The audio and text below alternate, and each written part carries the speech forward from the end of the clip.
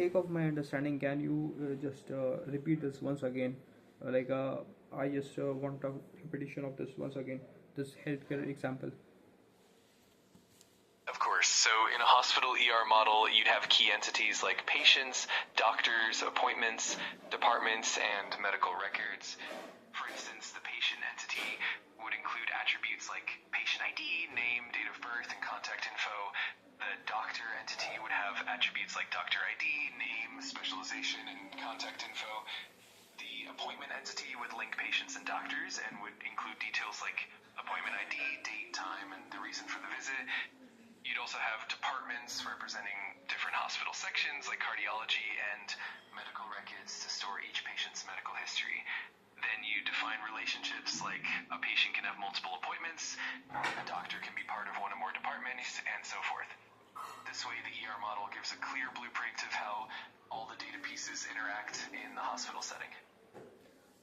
Can you explain in detail like how the urinary and not urinary, it is actually unary and binary and tertiary relations happen in a hospital ER model? So I want to know about six things: unary, binary, tertiary, and then one to one, one to many, and many to many. Give an example of how it relates to a hospital kind of setup.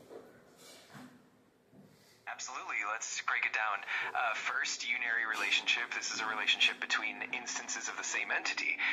For example, in a hospital, you could have a doctor entity where a doctor can supervise another doctor. That's a unary relationship because it's within the same entity type.